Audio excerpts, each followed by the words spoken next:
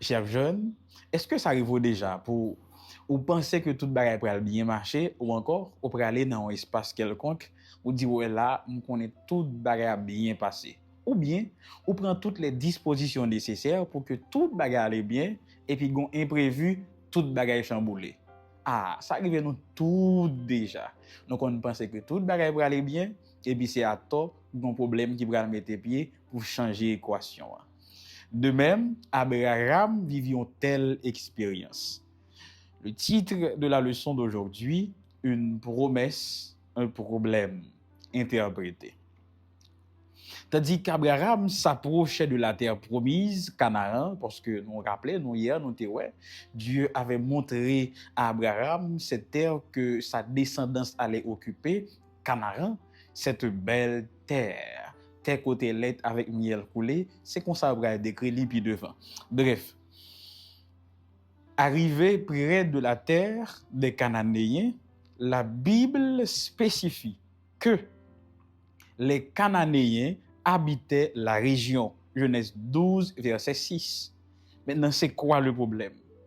Le problème, ce n'est pas le fait que la terre était déjà occupée par les Cananéens, mais plutôt que les Cananéens étaient loin d'être un peuple accueillant.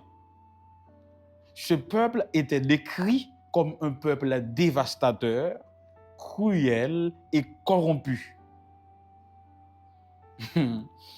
Bien que Abraham avait reçu une promesse de Dieu, ça n'a pas empêché que l'icône qui côté le pral rentrer et qui groupe de monde qui vivent là, ça te fait le rempli des fois.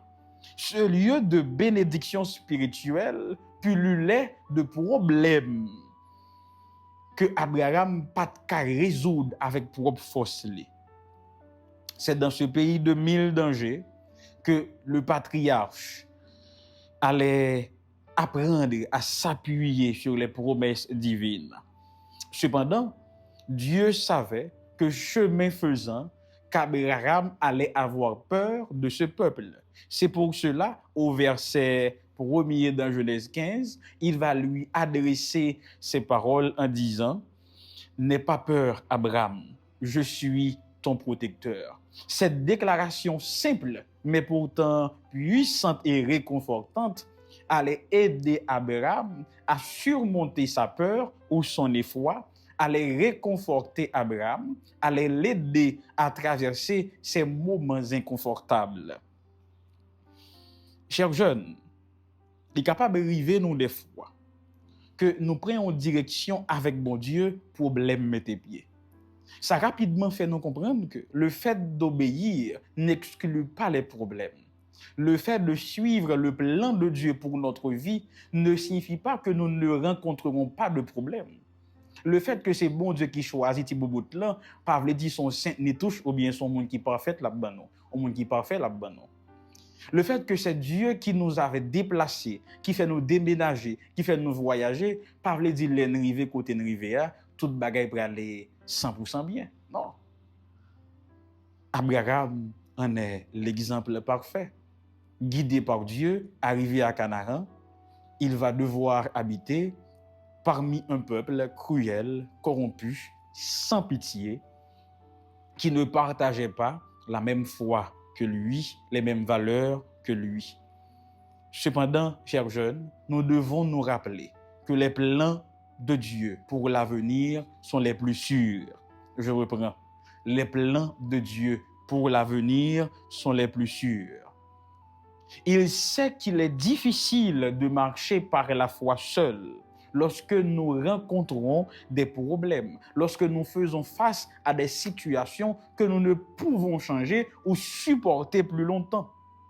Cependant, il n'est pas demandé pour nous appuyer sur propre force nous, qui ne sont que faiblesses, mais plutôt livrer que nous connaissons pas jamais abandonner nous. Et ça, c'est un encouragement supplémentaire. Les plans de Dieu sont les plus sûrs. Cela ne veut pas dire que nous ne rencontrerons pas de problèmes dans ce parcours. Cependant, nous devons nous rappeler à chaque étape, à chaque situation, à chaque problème, à chaque obstacle, que Dieu sera toujours avec nous.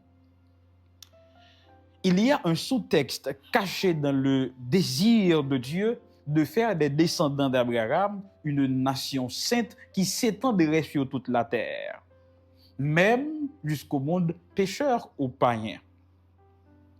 Tous les êtres perdus pouvaient compter sur le Dieu d'Abraham pour avoir le salut. D'ailleurs, c'est ce que Dieu avait promis à Abraham. À travers toi, je lis Genèse 12, verset 3, à travers toi, je bénirai toutes les nations de la terre. Donc, Dieu allait faire d'Abraham une source de bénédiction. Deuxièmement, il lui avait promis qu'il serait avec lui, donc son protecteur ou son bouclier. Mais Abraham, de son côté, savait qu'il avait besoin d'une relation intime avec Dieu. Le fait que Dieu lui avait promis toutes ces choses, pas de fait que Abraham entrait dans un laxisme spirituel. Pas de fait que le tomber dans paresse spirituelle, mais bien au contraire, ça t'a encouragé Abraham pour lui entretenir, pour lui travailler, pour lui consolider, pour lui renforcer relation liée avec bon Dieu. Et comment allait-il s'y prendre? C'est facile à répondre. Abraham allait construire des autels. Partout où il passait, Abraham construisait des autels pour Dieu. Et c'est tellement intéressant que Ellen G. White va commenter que la vie d'Abraham, ami de l'Éternel, Abraham tellement te prend relation au sérieux avec bon Dieu que bon Dieu t'a dit que Abraham était son ami. Jacques 2, verset 23.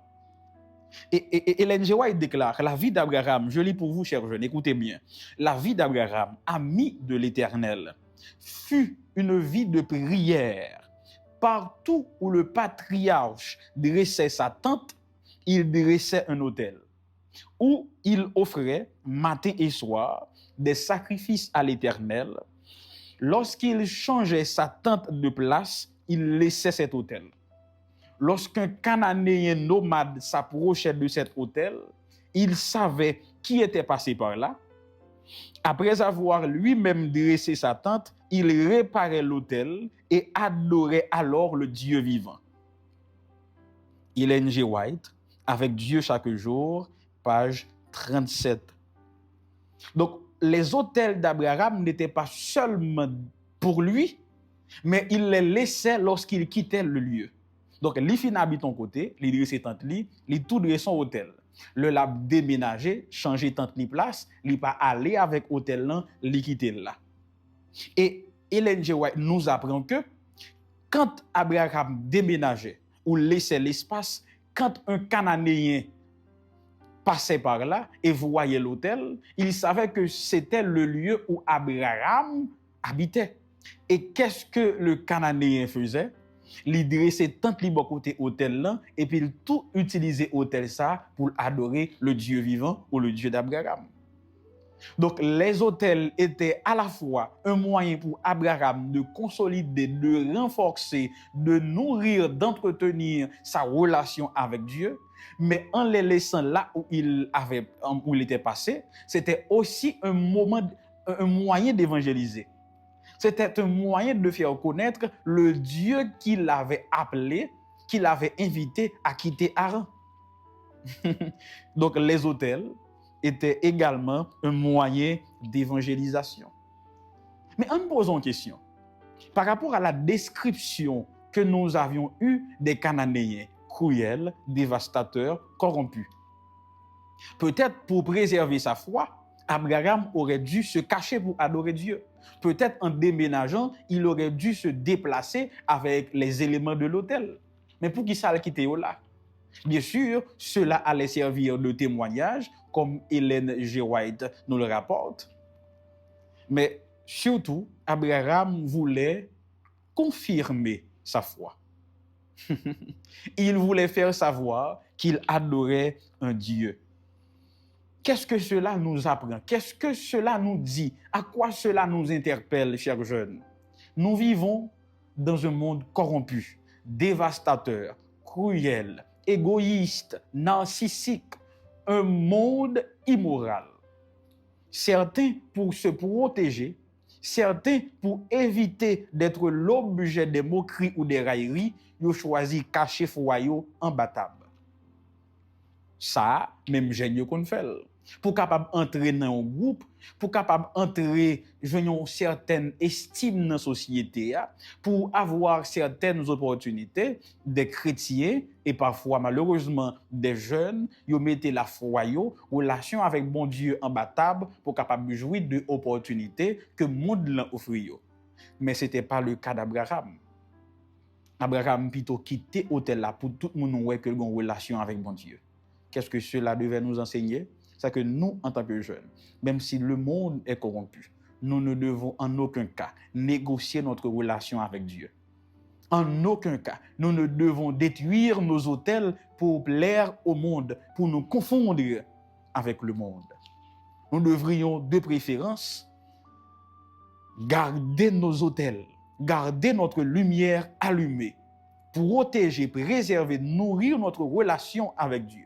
Et que notre relation avec Dieu serve de témoignage aux autres jeunes non chrétiens. Que nos autels, chers chrétiens, servent de témoignage aux païens. Au lieu de les détruire, au lieu pour nous quitter en catimini, en nous exposer. Et que lumière autel nous capable de ramener ces âmes perdues, cap errer dans le monde de ténèbres. Chers jeunes, à nous exposer au tel nous, à nous exposer relation nous avec Dieu.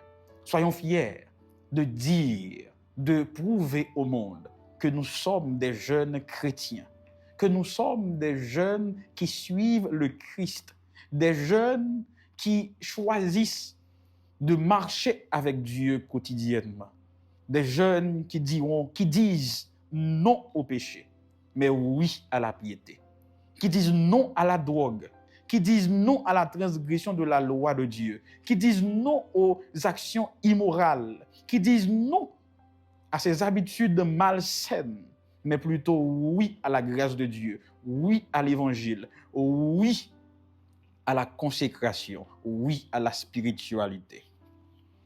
Après avoir regardé votre texte écrit, voici l'exercice d'aujourd'hui.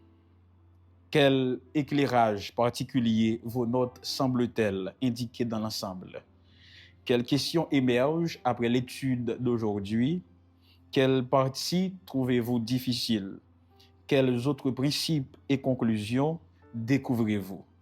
Comment la vie consacrée à Dieu d'autres personnes vous a-t-elle influencé? Prions. Seigneur, aide-nous à garder nos lampes allumées. Aide-nous à protéger nos autels et à continuer à entretenir notre relation avec toi. Et ce, quel que soit le prix, quel que soit l'endroit, au nom de Jésus. Amen. Bénis ces jeunes qui étudient avec nous en ce jour, au nom de Jésus. Amen.